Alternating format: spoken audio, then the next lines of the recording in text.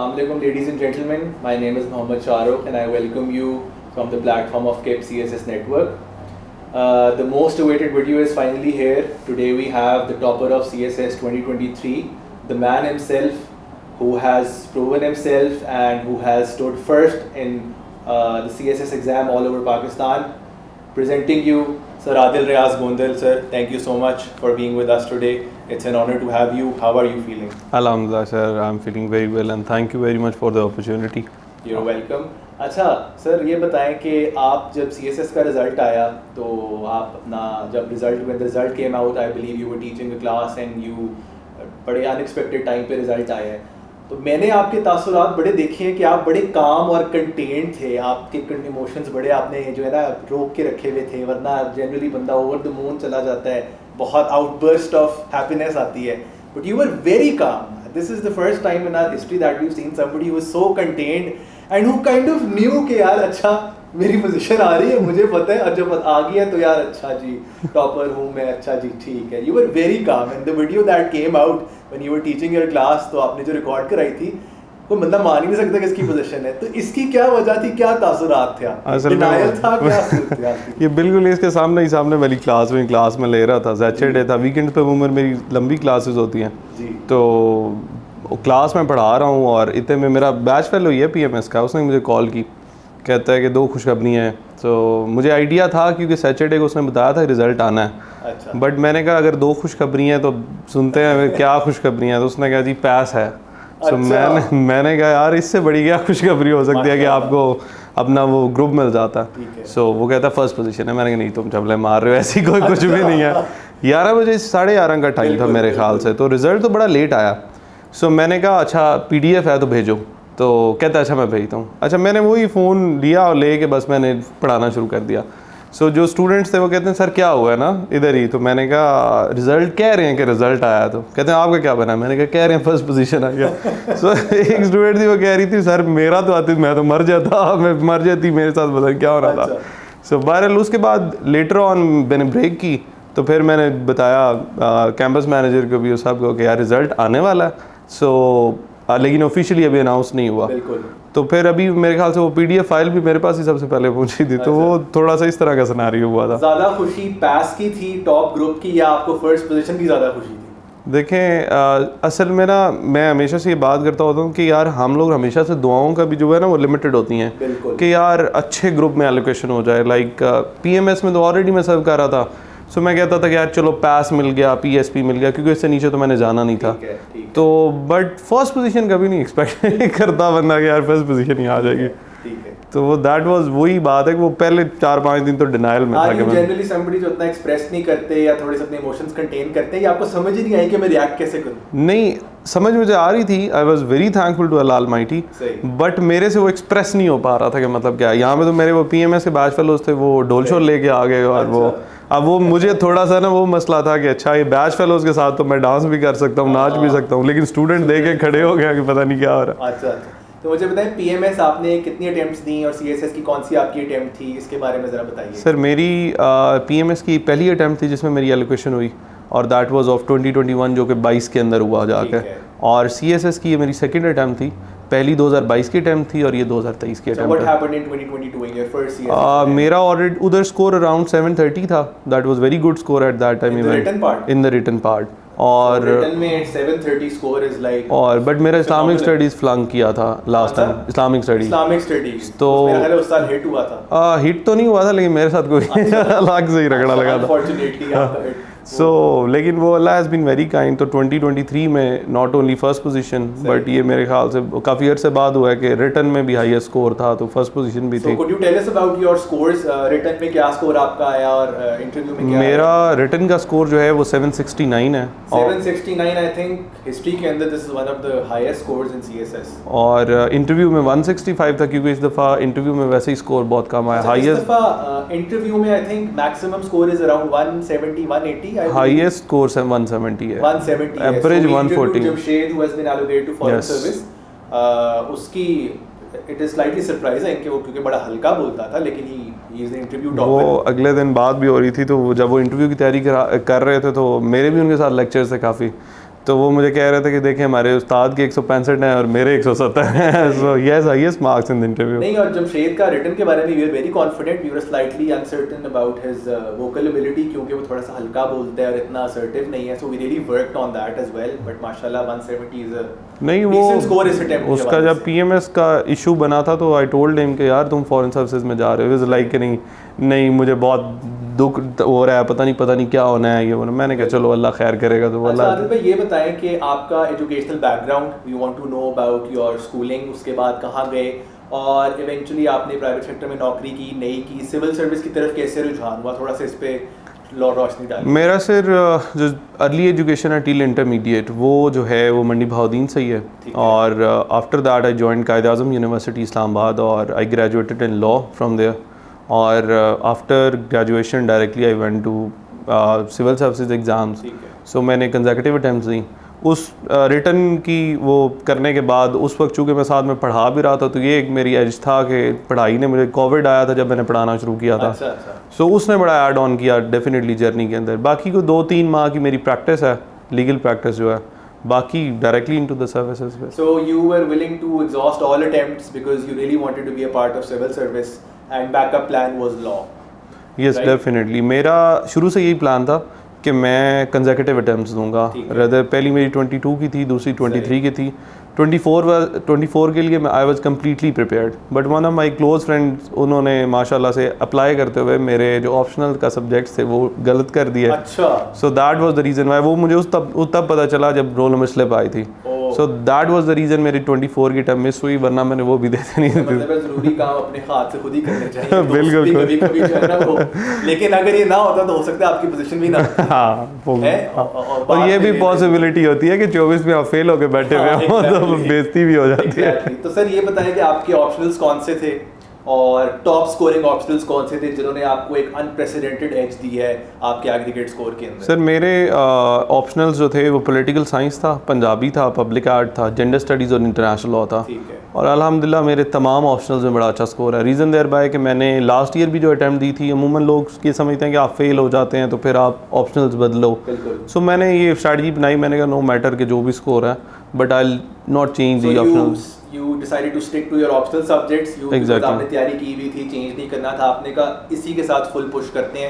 Exactly. सो अल्हम्दुलिल्लाह score बहुत अच्छा है। इंटरनेशनल लॉ में मेरा 80s में स्कोर है, जेंडर में 80s में स्कोर है, इवन पंजाबी जो कि मेरी बहुत ज़्यादा नॉर्मल थी, so I scored 89 marks. Languages are always very scoring, generally CSS में लैंग्वेज जो है डजंट डिसअपॉइंट।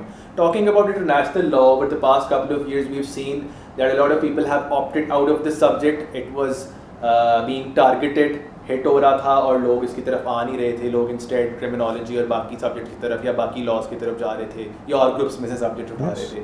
तो मुझे ये बताएं कि आपने रिस्की मूव तो नहीं लगी आपको इंटरनेशनल लॉ की तरफ, और अब उस सब्जेक्ट का क्या स्कोप और ट्रेंड है आपके? सर मेरे ख्याल से मुझे कोई ऐसा टीचर नहीं मिला जिसने मुझे ये नहीं कहा हो कि आप क्रिमिनोलॉजी रख लो वरना रगड़े जाओगे। सो बट मेरा चूँकि मेजर्स इंटरनेशनल लॉ में था, प्लस मैंने पढ़ा बहुत अच्छा था और मुझे गट फीलिंग आती थी कि नहीं यार this is the subject which I was teaching for the last 4 years as well। तो मैंने कहा ये तो नहीं छोड़ूंगा वरना बेइज्जती बहुत होती है कि यार ये टीचर खुद पढ़ा रहा है और इसमें सो अल्हम्दुलिल्लाह मेरे उसमें फर्स्ट अटैम्प्ट में 84 थे, अभी 76 हैं या 78 हैं। तो मेरे ख्याल से ट्रेंड अच्छा है और ओवरऑल भी स्कोरिंग है इस दफा आने वाली 25 और 26 के अटेम्प्ट्स के लिए। You think it's a safe option to keep? Very safe option मेरे ख्याल से सर। ऑप्शनल सारे ही सेफ है। अगर आप सेफ की तरफ जाएं तो मेरे ख्याल से आपको अगर इंटरेस्ट है, बैकग्राउंड है, आपने उसकी रिक्वायरमेंट्स पूरी की हैं तो जितना मर्जी रगड़ा लग जाए। फॉर एग्जांपल इस साल पॉलिटिकल साइंस बहुत हैवीली हिट हुआ, yet last year I had highest score in political science,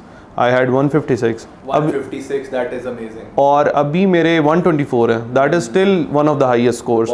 सो वो आप अगर मेरे ख्याल से कंपैरेटिव चेकिंग के अंदर आते भी हैं तो 30 कम भी हो रहे हैं तो सब के हो रहे हैं, कौन सा सिर्फ आपके हो रहे हैं। और से आप उठा लें तो एग्रीगेट स्कोर हो। एग्जैक्टली। अच्छा, we want to know, since you are serving as an example and you will be inspiring so many people to join civil service, optional select करने का क्या क्राइटेरिया आपका था और क्या होना चाहिए? फंडामेंटली क्या चीज़ें हैं जिसको फैक्टर इन करके हमें अपना ऑप्शनल सेलेक्ट करने चाहिए? सर मैंने 4 फैक्टर्स रखे थे और अनफॉर्चुनेटली स्कोरिंग ट्रेंड लास्ट पे था। स्कोरिंग ट्रेंड लास्ट पे था। Although it is important, last पे था। हाँ, मेरी जो सबसे पहली प्रायोरिटी थी दैट वाज माय बैकग्राउंड। मैंने अपनी डिग्री को पकड़ा कि यार मेरी डिग्री में कौन से ऐसे सब्जेक्ट्स थे जो मैंने पहले पढ़े हुए हैं। Second was my interest. For example I opted public administration just कि मेरा इंटरेस्ट है इसमें, क्योंकि मैंने कल को अगर मैं पास मेरी पहले प्रायोरिटी है या पीएमएस में मैं सर्व कर रहा हूँ, so these are the things which I should know, so that was totally based on my interest. Second जो मेरी था that was my basically overlapping, कि यार कौन सा सब्जेक्ट किसके साथ ओवरलैप ज़्यादा करता है, सो लाइक कॉम्प्लीमेंट कितना करता है। And last was the scoring trend. So मैंने ये चीज़ें सारी एनालाइज करके, और मैंने जब मैंने पहली दफ़ा CSS के साथ मेरा इंट्रोडक्शन हुआ था that was back in 2019, I was in my 6th semester of my degree. So तब से मैंने 3 साल में सिर्फ यही एनालाइज किया कि अच्छा यार ये स्कोरिंग ट्रेंड होता भी है यहाँ एक्चुअल में। मैंने देखा कि यार लोगों ने जब बैडली हिट हुए हैं वो वाले ऑप्शनल्स, तब भी लोगों ने 80 स्कोर किया हुआ था। सो मेरे ख्याल से इंटरेस्ट, योर बैकग्राउंड और फिर आपकी कितनी ग्रिप है उस पे, वो that matters a lot. So interest, background और आपकी जो है ओवरलैपिंग, कितने, and then comes the scoring. Yes, these are the 4 factors. अच्छा, सो ये बताएं कि आपके ख्याल में ideally, since you have thoroughly been through the process and journey quite a few times, how much time is enough? Because we've interviewed a couple of position holders who उनकी first attempt थी, वो शुरू में ही उन्होंने 6-8 महीने लगा लिए। तो आपके ख्याल में रियलिस्टिकली जस्टिस करने के लिए इस एग्ज़ाम के साथ कितना टाइम रिक्वायर्ड है, दिन में कितने आवर्स दें, और जॉब के साथ मैनेजेबल है कि नहीं? देखिए सर, मैं तो हमेशा से ये चीज़ का वेट करता था कि कभी मेरी पोजीशन आए तो मैं बताऊं कि 3 महीने में तैयारी नहीं हो सकती। So you need at least, I think you need at least 9 months। बिल्कुल। और I have very decent amount. 9 महीने के अंदर आप डिवाइड करें उसको 3 पोर्शंस के अंदर। First 3 months should be given to your notes making, कि आप शॉर्ट नोट्स बनाएं, आप सारे अपने जो सोर्सेज हैं उनको कंसल्ट करके अपने एक शॉर्ट नोट्स बना लें। एग्जैक्टली। देन उसके बाद the second phase is purely English. So I give around 2.5 months purely to the English, कि आप इंग्लिश ऐसे प्रेसी को इतना अच्छा कर लें कि उसके बाद आप बस सुबह उठें और घंटा आप अपनी ब्रेन स्टॉर्मिंग करते रहें। Once you are done with that, then the next 4 to 5 months should be for the mocks. I have attempted around 180 to 190 complete mocks, that is of 3 hours. Please take note, almost 250 mocks इन्होंने जो है वो बिल्कुल ये हैं अपनी rigorous practice sessions के अंदर। और लिटरली स्पीकिंग मैंने मतलब कोई एकेडमी का मॉक नहीं छोड़ा, कोई मैंने पास पेपर नहीं छोड़ा, कहीं छुप के दिए हैं, कहीं असल नाम के साथ दिए हैं। बुरका पहन के नहीं, बुरके वाला नहीं, लेकिन उनको नाम बदल के बता देते थे, इतना रश होता है कहाँ पता चलता है। सो वो ये है कि, लेकिन मेन इंपॉर्टेंट चीज़ ये है कि आप वो सिर्फ मॉक्स दो नहीं, फिर एवेलुएट कराओ। मतलब मुझे टीचर के अगर सर पे खड़े होकर पेपर चेक करवाना पड़ता तो मैं करता था, खैर है वो 2-4 बातें कर देगा, कुछ भी कर देगा। क्लास ख़त्म होती थी टीचर्स की तो मैं बाहर खड़ा होता था, मैं कहता ये चेक करके दें। सो मेरे ख्याल से आपको ये 3 पोर्शन में अगर आप अपनी तैयारी कर लें तो 95% चांसेस हैं कि आप निकल जाएंगे। अच्छा, आपकी CSS की तरफ आने की इंक्लिनेशन क्या थी? सिंस आप 6 सेमेस्टर से ही आप कह रहे हैं you were inclined towards pursuing this field, what motivated you? आपकी फैमिली में कोई ब्यूरोक्रेट्स हैं, या आपकी क्या चीज़ आपको मोटिवेट की कि यार मैंने करना ही है?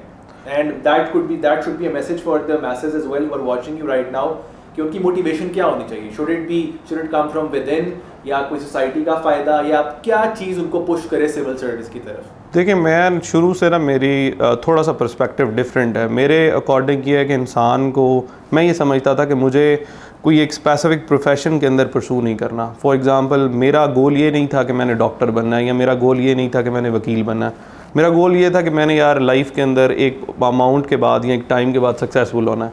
सो इन माई 8th, जब मैं क्लास 8 में था तो I was more incline toward Pakistan air force.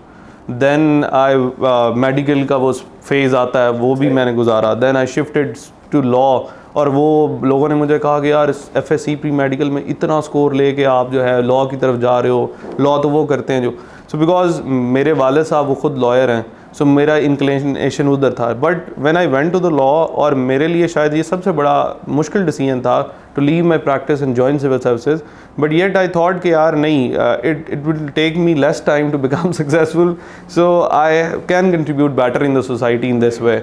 So that was the major thing. और सेकेंड, आई बिलीव कि जो मोटिवेशन लेवल है वो कभी भी आपका एक्सटर्नल नहीं होता, वो हमेशा से इंटरनल होता है। आपके घर के हालात कैसे हैं, how your parents are working hard, और आपकी क्या ऑब्जेक्टिव्स हैं लाइफ के अंदर, these are the motivating factors, which means के मतलब there is no doubt in the fact कि जो भी सिविल सर्विसेज में आता है he has to do the public service, but still मेरे ख्याल से ये जो एक रिगरस इतना कॉन्टीन्यूस प्रोसेस है, इससे आप सिर्फ तब गुजर सकते हैं जब आपको उस चीज़ की ज़रूरत हो, क्योंकि शौक़ तो अल्लाह का शुक्र है पाकिस्तान में किसी को नहीं है इतना पढ़ने का।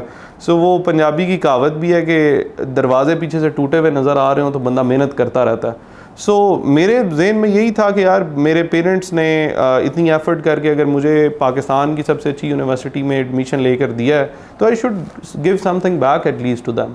सो आपके ओवरऑल सिनेरियो, बैकग्राउंड, घर की चीज़ें, dynamics pushed you to strive hard and you wanted success as early as possible. Yes, definitely. So you thought civil service and CSS is your shortest pathway to attain that. Exactly. Because law takes a couple of years, to CSS का if you took a safe bet कि यार इंशाल्लाह हो जाता है तो।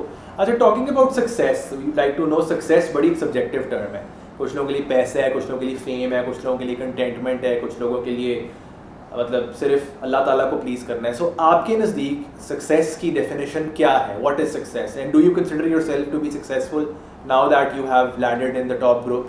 मेरे ख्याल से सक्सेस का डेफिनेटली एक सब्जेक्टिव अप्रोच है। वो एक इनर सेटिस्फेक्शन जब आपको आती है तो तभी आप कंसीडर करते हो कि मैं ये सक्सेसफुल आ गया हूँ।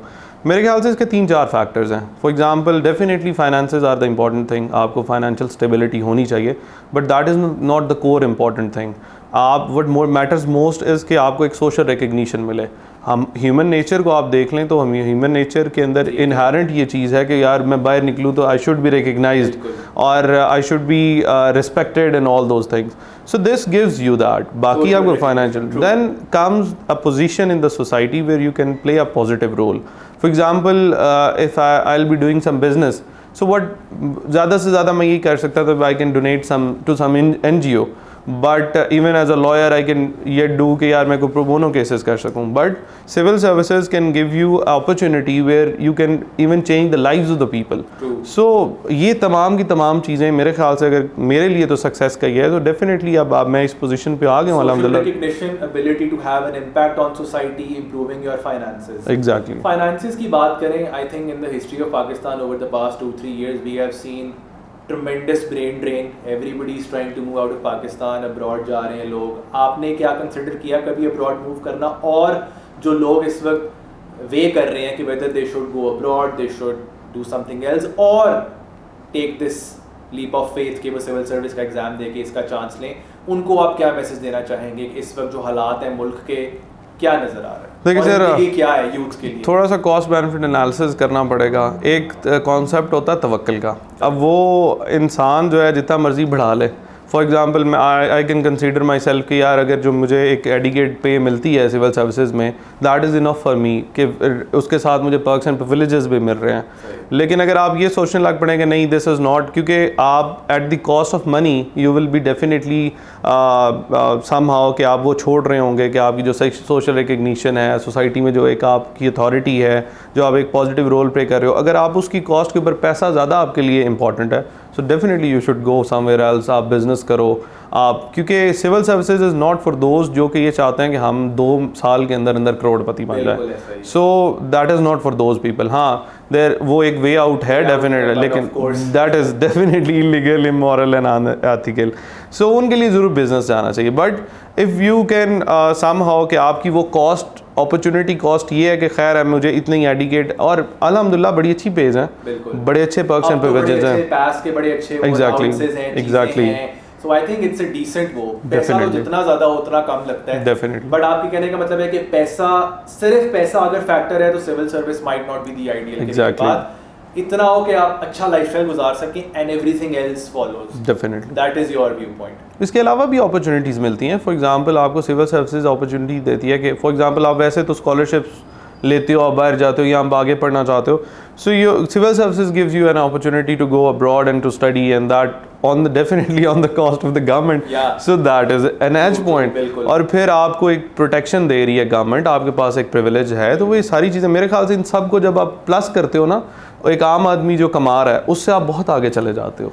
अच्छा आदिल भाई, ये बताएं कि आपने, क्योंकि माशाल्लाह सारे ही ऑप्शनल्स में आपका स्कोर बड़ा डिसेंट था, and I am sure you had a very decent score in the written part as well, can we say that आपकी स्ट्रैटेजी में कोई ऐसी चीज़ थी जो बाकी लोग नहीं पिक कर सके, या आपकी presentation style, format, technique, structure में कोई ऐसा था? And if you could share कि किस तरह पेपर अटेम्प्ट करना है, किन चीज़ों का ख्याल रखना है, टेक्निक कितना मैटर करती है CSS में, could you just tell us about that के टेक्निक और स्ट्रक्चर की इंपॉर्टेंस क्या है? What do you think, since you have given over 180 mocks, what gave you an edge in the written part?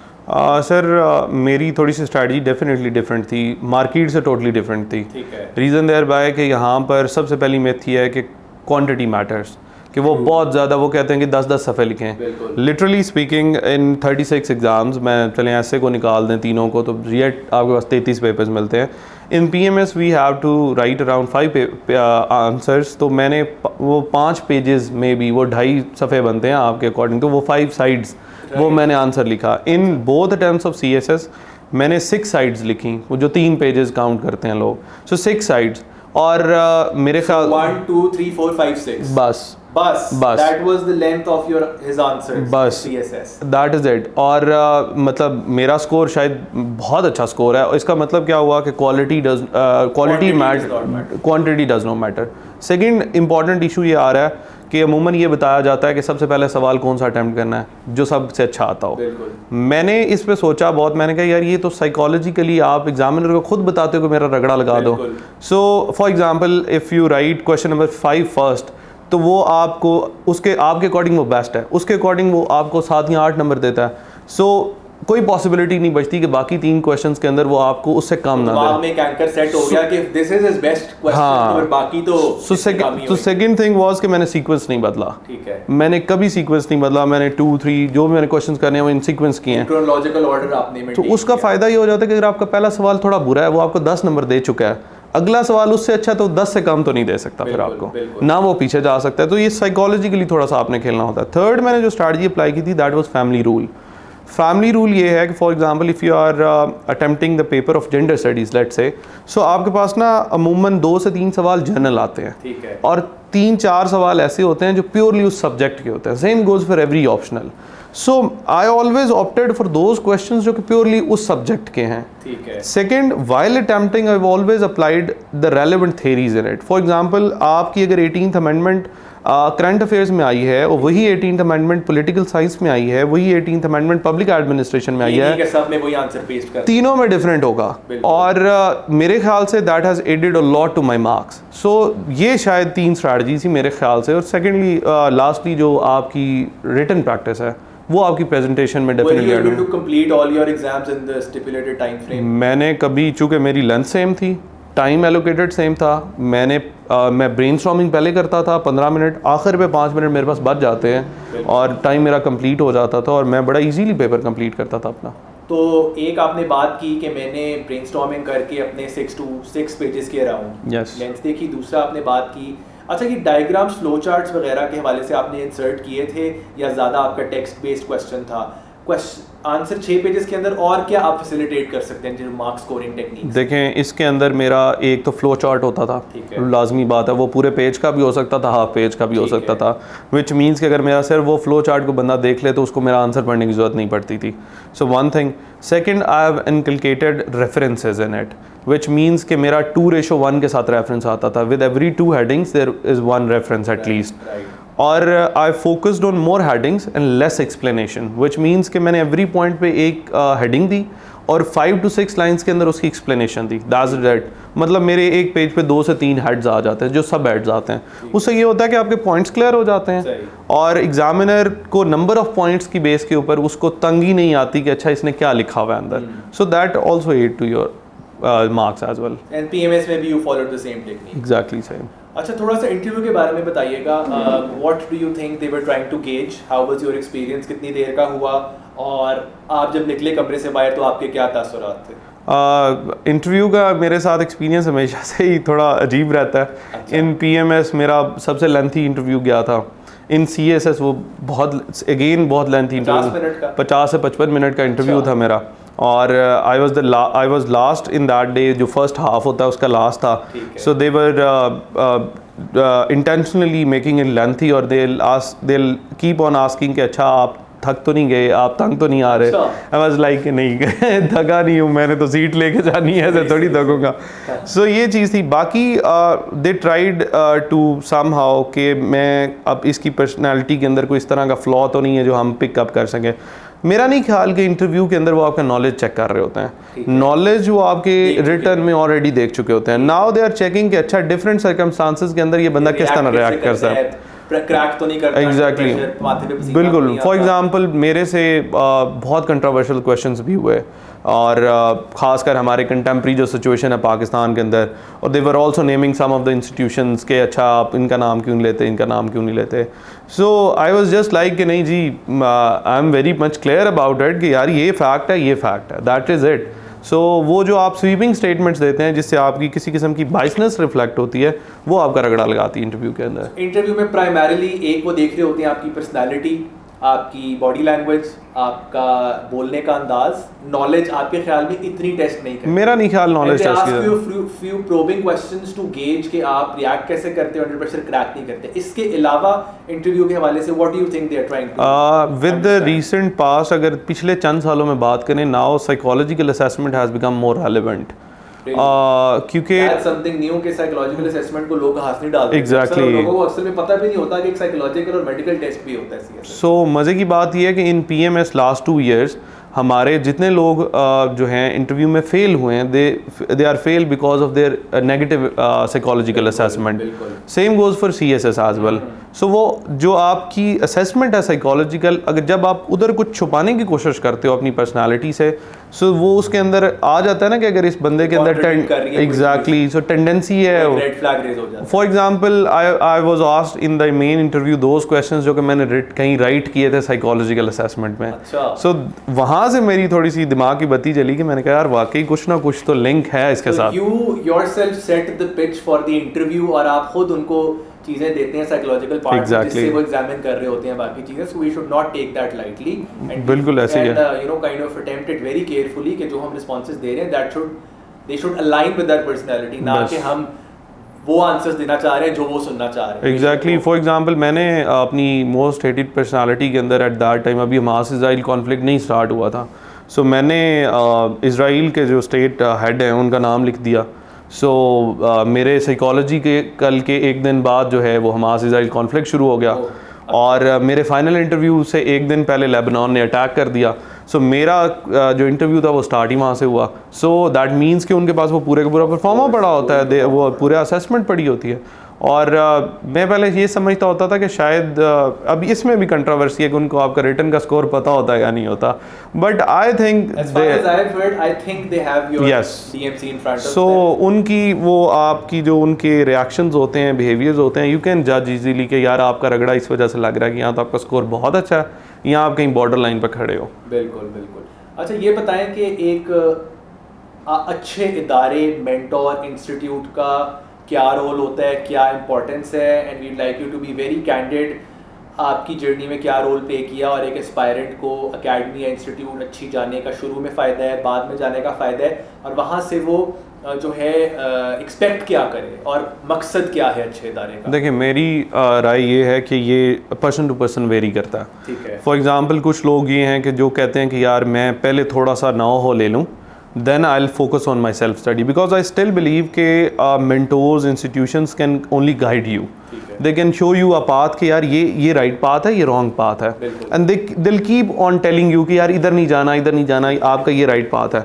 अब उस पे चलना आपने खुद है, कंधों पे बिठा के कोई मेंटोर या कोई इंस्टीट्यूट आप एग्जैक्टली। सो उसमें ये है कि जहाँ तक मेरी अपनी जर्नी की बात करूँ तो इंस्टीट्यूट्स ने बड़ा अहम किरदार अदा किया है, मेंटोर्स ने बड़ा अहम किरदार अदा किया है, बट स्टिल 85% मेरी अपनी पर्सनालिटी, मेरी अपनी एफर्ट ने जो है वो बड़ा अहम किरदार अदा किया है।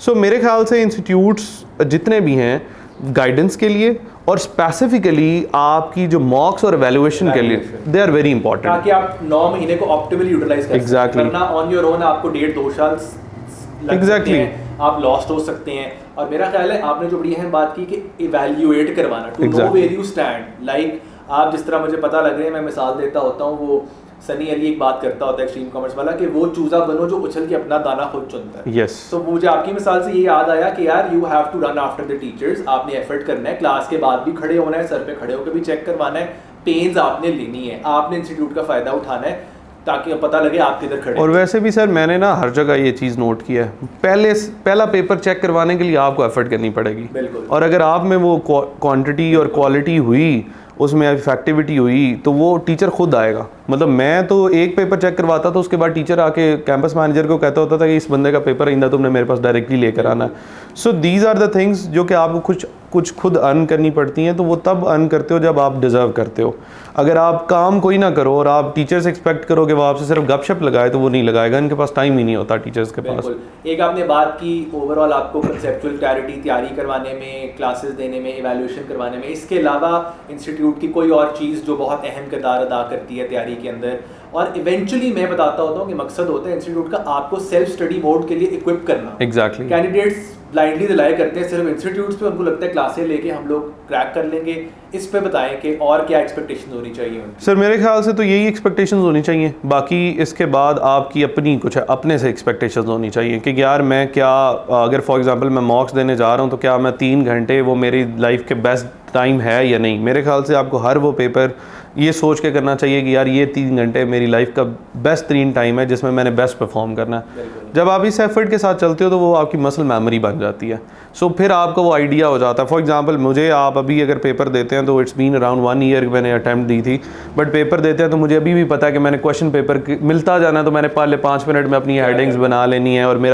और इवन लोग 35 मिनट्स वाला सोचते के जाते थे, मुझे यही याद होता था कि 9 बजे अगर पेपर शुरू होना है 9:45 तक मेरा पहला क्वेश्चन हो जाना चाहिए, या 2 बजे पेपर शुरू होना है तो 2:45 तक। लोग आधा घंटा पूरा एमसीक्यूज पे लगा देते हैं, आप 15 मिनट लगाओ, उसके बाद हेड स्टार्ट लो, 9:45 पहला क्वेश्चन अटेम्प्ट करो। और एक और गलती करते हैं, please correct me if I am wrong, लोग लिखते हुए सोच रहे होते हैं, ब्रेनस्टॉर्म पहले नहीं करते। सर ये मेरे ख्याल से सबसे बड़ी गलती है। और इसमें शायद थोड़ा सा ये भी है कि नीम हकीम ख़तरा जान इतने ज़्यादा मार्केट में आ गए हैं कि वो गलत गाइड करते हैं और या गाइड ही नहीं करते। सो मैं बिल्कुल इस वीडियो के वसात से भी कि आपने कोई भी पेपर उठाना है तो brain storming is very important. Like ऐसे के अंदर आपने अपने लिए करना है। एग्जैक्टली। ऐसे का ऐसे में तो एग्जामिनर रिक्वायर करता है, बाकी पेपर में it's not mandatory to make an outline. Yes, उस पे आप बताएं। सर आउटलाइन बनाना ना बनाना वो पर्सनल चॉइस है। अगर तो टाइमली बना पाते हो तो सर यस एग्जैक्टली सर, वो मैं लास्ट पेज निकालता था, so divide that page into 4 parts और मेरी सारी की सारी हेडिंग्स उस पर नंबर बुकलेट का पेज होता है। एग्जैक्टली। सो वो लास्ट पेज के ऊपर मेरी सारी हेडिंग्स होती थी। उसके बाद मुझे सोचना नहीं पड़ता था कि मैंने क्या हेडिंग बनानी है। उसमें आपके जब आपका माइंड फ्रेश होता है ना, ऐसे ऐसे लेवल के फ्रेज आते हैं और ऐसी ऐसी वो आपके टोटल आपका क्लियर हो गया। आप तसल्ली से सोच के सब फेंक दे पेपर के, उसके बाद वहां से एक्सट्रैक्ट। एग्जैक्टली। उसमें फिर 2 स्ट्रेटजीज होती हैं। एक स्ट्रेटजी ये होती है कि आप सारी हेडिंग्स पहले लिख लें, लेकिन वो आपको चाहिए होती है ढेर सारी प्रैक्टिस। और कुछ लोग फिर ये करते हैं क्वेश्चन की हेडिंग। मैं क्वेश्चन बाय क्वेश्चन चलता होता था कि मैं एक क्वेश्चन की हेडिंग सारी लगा लेता था, 6 पेजेस कंप्लीट हो गए, मैं फिर पेन पकड़ा और फिर फिल अप कर दिया।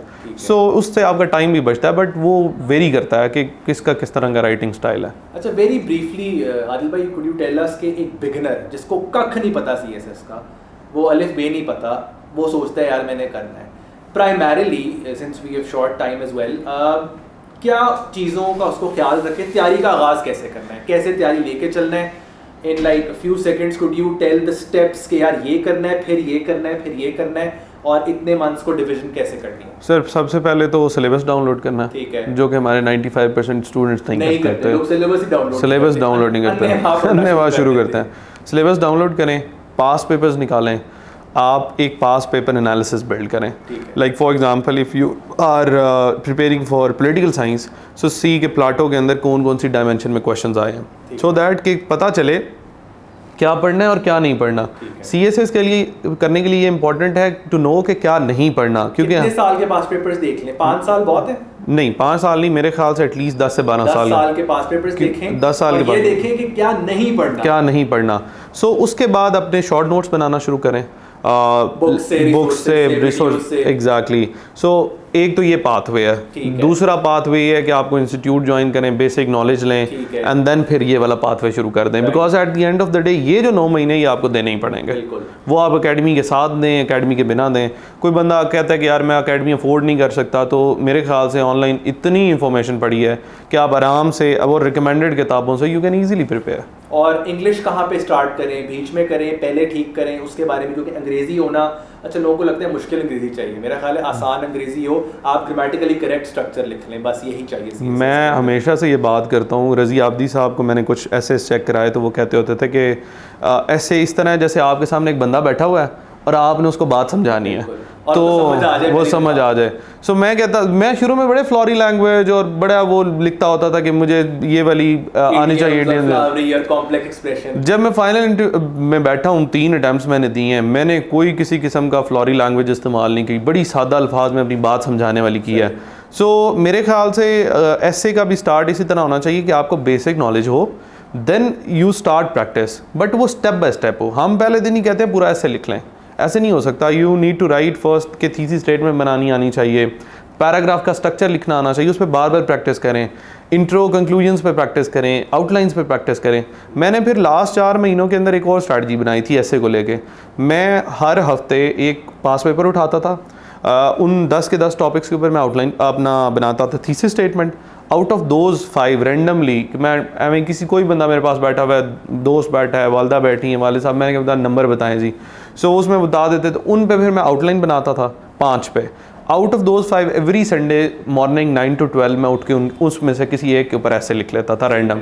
सो इस तरह अगर आपके पास पर वीक आपके पास 10 टॉपिक्स तैयार होते हैं, so if you have 10 weeks as well, तो आप 40 आपके कितने वो चले जाते हैं। अच्छा, how many outlines are enough and how many full length essays are enough if you have 9 months of preparation? 9 महीने के अंदर अगर मैं जो स्ट्रैटेजी फॉलो करता हूँ या की थी और मैं सजेस्ट करता हूँ उसके अकॉर्डिंग तो आप चलें तो आप 100 तक लिख सकते हैं एसेज। और जो मैं मॉक्स बता रहा था उसमें मेरे एसेज नहीं थे, एसेज मैंने ऑलमोस्ट 50 to 60 लिखे थे, फुल लेंथ 50-60 और आउटलाइन 100। उस हिसाब से मल्टीप्लाई कर लें कि आप अगर 50 to 60 लिखे हैं तो मल्टीप्लाई बाय 10 कर लें, क्योंकि मेरी वो स्ट्रैटेजी थी। सो मतलब मैंने इसका मतलब ये हुआ कि पिछले 50 पास पेपर्स किए थे। सो वो इतनी अगर आपके पास प्रैक्टिस आ जाए, मेरे ये ख़त्म हो गए थे, मैंने यूपीएससी के निकाले, मैंने जुडिशरी के निकाले। अच्छा। सो वो आप इतनी अगर रिग्रेस नहीं भी करना चाहते तो मेरे ख्याल से 50 आपके पास आउटलाइंस हों, 10 एक लेंथ ऐसे फुल लेंथ ऐसेज लिखे हों, 50 और 50 ट्रांसलेशन, प्रेसी और composition comprehension passage, that would be more then. Sir ये बताएं कि सीएसएस में कुछ ऐसे resources, now that you have topped the exam, so would you like to disclose some of the top resources that helped you in this journey? A few YouTube channels, think tanks कौन से, जो 2-3 किताबें आपको लगता है ज़रूर पढ़नी चाहिए ओवरऑल सीएसएस की जर्नी को कॉम्प्लीमेंट करने के लिए, from the top of your head क्या वो रिसोर्सेज हैं जो हर कैंडिडेट को कंसल्ट करने चाहिए ताकि वो एक अच्छी तैयारी का। मैं अगर सर अपनी बात बताऊँ, I was not a good reader and neither am I, अभी भी नहीं हूँ मैंने भी आपके उसमें हूँ, मैं I have been running away from books. तो जो किताबें पढ़ी हैं मैं मजबूरी में पढ़ी हैं। सो मेरे ख्याल से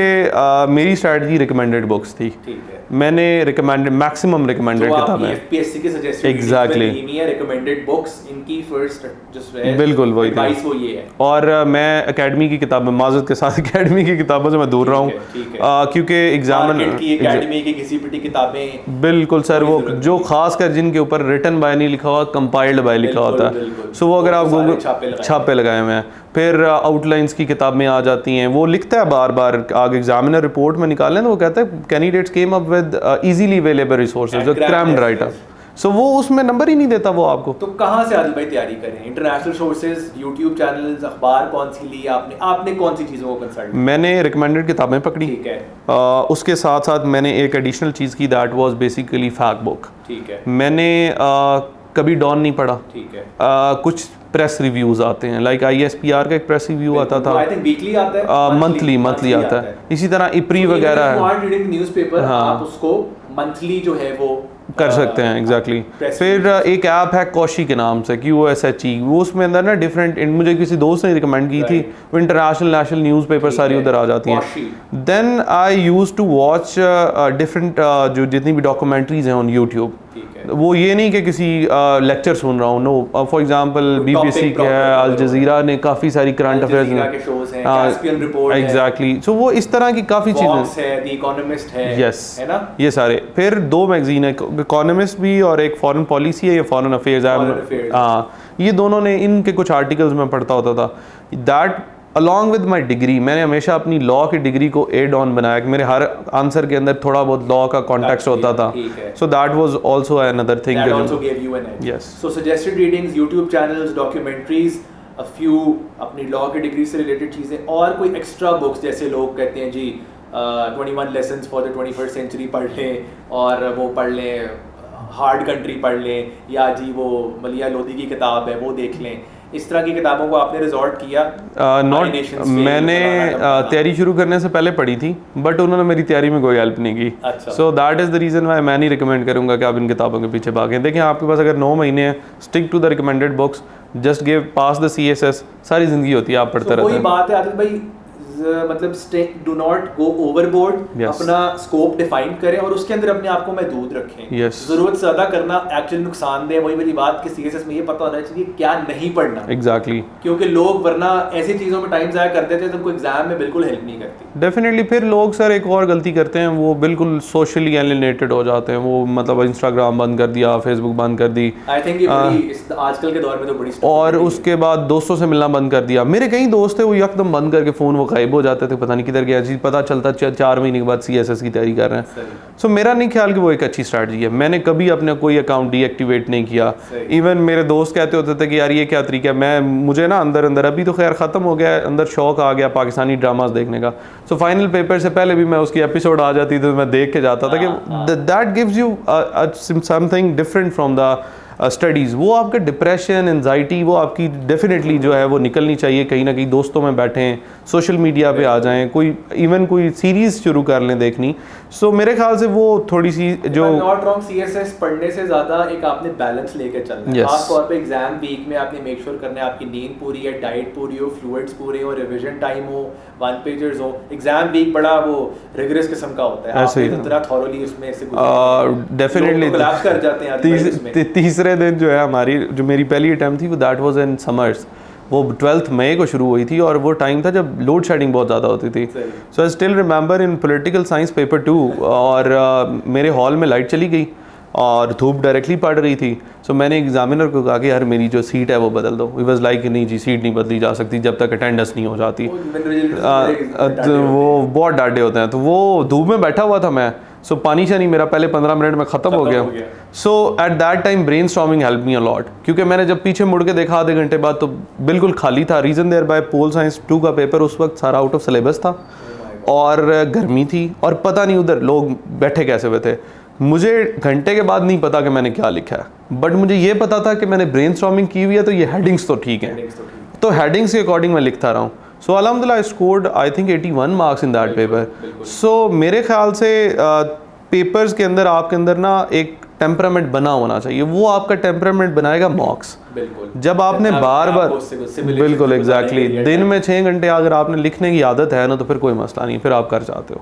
अच्छा ये बताएं कि जो लोग CSS आपकी कोई ऐसी चीज़ जो you waited for this day कि यार जब मेरी पोजीशन आएगी तो मैं ये बोलूँगा, कोई मैसेज देना चाहे लोगों को, आवाम को, एस्पायरेंट्स को कि यार मतलब जिससे वो मोटिवेट भी हो जाए, या अपने दिल की कोई सर आदिल रियाज क्या कहना चाहते हैं आवाम को ताकि वो सिविल सर्विस की तरफ आए? व्हाट इज वो मैं हमेशा से कहता हूँ, मेरा ना जब बड़ी फ़नी स्टोरी है कि मेरा रिटन क्लियर हुआ PMS का और CSS का मेरा रिटन फेल हो गया।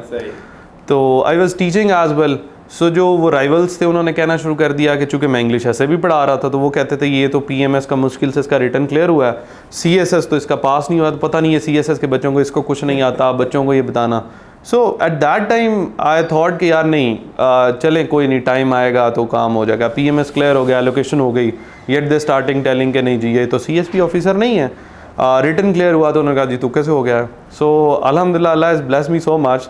तो मैंने एक वो पिक्चर रखी हुई थी अपनी in which I was like this के मैं सो वो मैंने फिर वो उस दिन जिस दिन रिजल्ट आया मैंने फिर वो पोस्ट की, मैंने कहा to all my haters thank you very much. So viral हो गई वो पोस्ट बहुत ज़्यादा ना। सो उसके पीछे कॉन्टेक्स्ट ये था। अच्छा बट एनी मैसेज जो आवाम को देना चाहें आप अपने दिल से, कोई watching you right now, your video will be watched by so many people from our youth. Anything that message sir बड़ा सिंपल है कि अगर आप वाकई सिविल सर्विसेज में आना चाहते हैं तो अपने गोल्स बड़े क्लियर कर लें, अपनी एस्पिरेशंस बड़ी क्लियर कर लें कि यार इसमें थोड़ा सा पेशेंस चाहिए, कंसिस्टेंसी चाहिए, और फिर लाइफ के अंदर आपको सर्व करना है लोगों को। जहाँ तक एफ़र्ट की बात है, मोटिवेशन लेवल की बात है, तो मुझे ख़ुद कभी किसी मोटिवेशनल जो होते हैं ये स्पीकर्स उनसे मोटिवेशन नहीं आती, बट मेरे ख्याल से आपके अपनी फैमिली के अंदर डायनामिक्स, लाइफ के अंदर डायनामिक्स, आपके पेरेंट्स ने जो स्ट्रगल की होती है, वो तमाम की तमाम चीज़ें आपके लिए मोटिवेटिंग फैक्टर होना चाहिए। और खुदारा अगर आपके पेरेंट्स जो हैं वो एफ़र्ट कर रहे हैं आपके लिए, उन्होंने आपके लिए, क्योंकि हम देखें पाकिस्तान के अंदर 70 to 80% जो है वो मिडिल क्लास फैमिलीज़ एग्जिस्ट करती हैं, तो पेरेंट्स के पास इतना ही होता है कि वो अपने बच्चों को बैचलर्स करवा दें, किसी अच्छी यूनिवर्सिटी में पढ़वा दें। सो खुदारा उनका ख्याल करें, उनको बड़ा कैटेगोरिकली बताएंगे आप चाहते क्या हैं। अगर सिविल सर्विसेज में आना चाहते हैं तो एफ़र्ट करें, नहीं आना चाहते डू लेट देम नो कि यार मेरे से ये मेरे बस का काम नहीं है। उनसे पैसे ले के इंजॉयमेंट ना करते रहें। इस्लामाबाद लाहौर के अंदर ये बड़ा ट्रेंड है कि बच्चे जो हैं वो पीछे से पैसे मंगवाते हैं और अकेडमी वाले बैठे होते हैं, फ़ीस नहीं आई, और घर वाले हर महीने फ़ीस भेज रहे होते हैं। बोला कंसिस्टेंसी, मैंने जितने इंटरव्यूज़ किए हैं आई हैव सीन इस दफ़ा के जो लोग हैं ना, ये लोग, उसकी बात करूँ जमशेद की, 6 महीने में उस बंदे ने एक क्लास नहीं मिस की, जो टास्क दिया गया वो किया। Maryam stood fourth in Pakistan. She did her BA alongside MBBS exams. Then she qualified CSS. So she was like मैंने करना है। इतनी लेवल ऑफ डिटर्मिनेशन और कंसिस्टेंसी, आप भी इतने कंसिस्टेंट रहे। बीच में बंदे के लोज आते हैं, ब्रेक डाउन आता है, बंदा कहता है यार किस अजियत में फंस गया हूँ, दोस्त फलाना निकल गया अमेरिका नौकरी कर रहा है, क्या कर रहा है। तो अपने आप को किस तरह से वो रखना है, कंसिस्टेंट और डिटरमिन्ड? सर मेरे लिए कंसिस्टेंट की डेफिनेशन थोड़ी सी डिफरेंट इस तरह है कि मैं उस तरह भी नहीं था कि मैंने क्लासेस सारी ली हैं। मैं बहुत क्लासेस बंक करता था। मैंने कभी ये दिन भी आया कि मैंने 2-2 दिन नहीं पढ़ा, बट जब मेरा अप टाइम आया तो मैंने उसमें पिछला पूरा अपना कंप्लीट किया। Exactly. So after every 5 to 6 days I always took a break, कि मैंने ब्रेक ली। साथ मैंने अपना बैडमिंटन रखा, साथ में कोई एक दोस्तों के साथ गपशप रखी, सो दैट कि मेरा वो बैलेंस डिस्टर्ब ना हो। The day you were on your high तो you gave it your all. Exactly, ठीक है मिस आउट कर गया लेकिन उसको बैलेंस आउट। मतलब मैं जिस दिन मेरी प्रोडक्टिविटी ज़्यादा थी मैंने उस दिन 18 घंटे भी पढ़ा, और जिस दिन प्रोडक्टिविटी लो थी उस दिन 1 मिनट भी नहीं पढ़ा। सो मेरे ख्याल से ये आपको खुद मैनेज करना, एवरेज बैलेंस आउट हो जाता है। अच्छा ये बताएं कि सिंस आप एसोसिएटेड रहे हैं, आपने किप्स के अंदर भी आपका गुजरने का इत्तेफाक हुआ। I think you were also teaching at Islamabad, Pindi, Lahore, and आप खुद भी मेंटरशिप दे रहे थे। तो generally what do you think of KIPS as an institute for the aspirants, जो लोग इस तरफ आ रहे हैं, इस इदारे के बारे में क्या अच्छा लगा, क्या चीज़ें अच्छी हैं आपके ख्याल में, किस तरह से स्टैंड आउट करें? देखें, डेफिनेटली किप्स ने has always played a very important role. I was associated with Islamabad campus जब मैं स्टूडेंट था। सो मॉक्स का जब मेरा वो टाइम आया, so I went to different academies and KIPS was one of them. और जितना अकोमोडेटिंग बिहेवियर इधर नज़र आया उतना कहीं भी नहीं था। दे वर ऑलवेज वेलकमिंग मी कि यार ठीक है ये बंदा हमारा थोड़ा सा अच्छा बच्चा है तो इसको टीचर से मिलवा दो, ये कर दो। So even I was like, मैं कहता होता था कि यार मेरे ना सारे कैंपसेस से पेपर चेक करवा दो। तो मैं वाइफ बच्चा होता था जिसकी कॉपी होती थी 4-5 एसेज की, और वो सारे कैंपसेस से चेक होके आता था।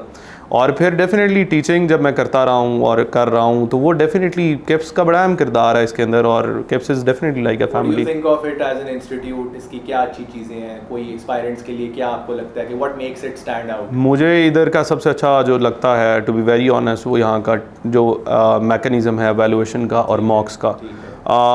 It may vary to the different campuses, but जो मेरा एक्सपीरियंस है उसके अकॉर्डिंग जो मॉक स्केड्यूल है वो बहुत अच्छा है। सो मेरे ख्याल से वैल्यूएशन इवैल्यूएट कर रहे हैं, फैकल्टी बड़ा सिस्टमैटिक एग्जैक्टली, तरीके से लेके चल रहे हैं। सो वो मेरे ख्याल से that is a very good thing here. सही। अच्छा आदिल भाई ये बताएं कि आपका आगे का क्या प्लान है, और अभी आपकी सियालकोट में पोस्टेड है एज आई थिंक ACUT, तो आगे का क्या प्लान है, और इंशाल्लाह what's next, what will Adil Riaz do?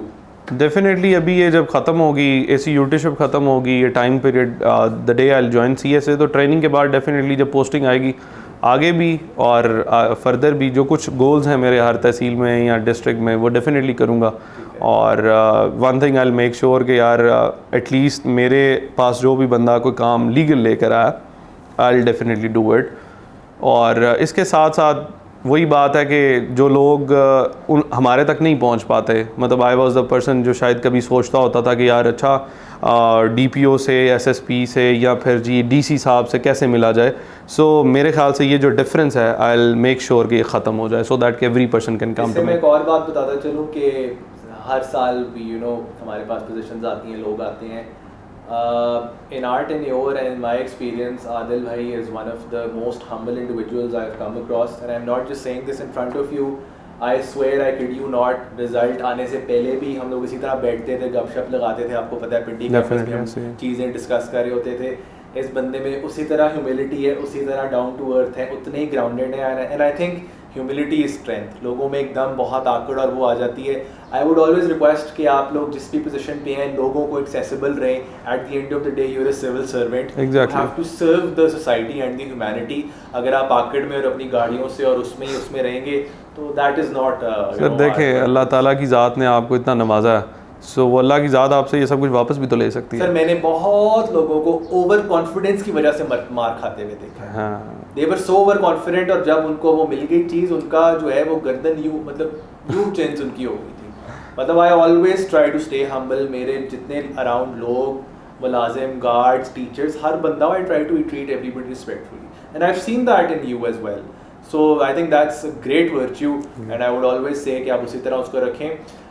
बाकी ये है कि आपकी जो रिटन असाइनमेंट्स और मॉक्स और चीज़ें हैं, कोई गाइडेंस चाहिए हो तो प्लीज़ आप खुद भी बता दें कि you are more than happy to facilitate every time any time. Help चाहिए, कोई आदिल साहब से मिलना चाहता है, he will be more than happy. थोड़ा सा इनके he is always running around here and there between travelling between cities, but we can catch him for you. आपको कोई हेल्प चाहिए, you want to meet him, you want to discuss, he will be available to take guest speaker sessions। कोई guidance चाहिए, mentorship चाहिए, in fact we would also be sharing इनके sample papers जो आपको जिस तरह का पैटर्न ऑफ चीज़ें आप फॉलो कर रहे हैं, ताकि लोगों को पता लगे पेपर अटेम्प्ट कैसे करना है। बिल्कुल, वो मैंने ऑलरेडी भी शेयर कर दिए हैं जी, वो ऑनलाइन मेरे जो भी फेसबुक पे पेपर प्रेजेंट करना है, आर्ट जो है ना वो बड़ी क्रूशियल है सीएसएस। बिल्कुल सर। तो thank you so much Adil sahab for your time. It was an absolute honour to have you, and it is one of the most pleasurable experiences that I've had lately। Adil साहब के साथ interview conduct करके बातें तो बहुत ज़्यादा हैं, बट ऑलरेडी काफ़ी ऊपर चला गया है time, and he has some commitments as well. But thank you so much sir, it was an honour. ख्याल रखें, खुश रहें, all the best for your journey ahead. Thank you very much. Thank you ladies and gentleman, stay tuned, we will be bringing you more such videos, and इंशाल्लाह कोई भी आपको चीज़ हो तो you can always let us know और contact us on the given numbers. Thank you so much. Allah Hafiz.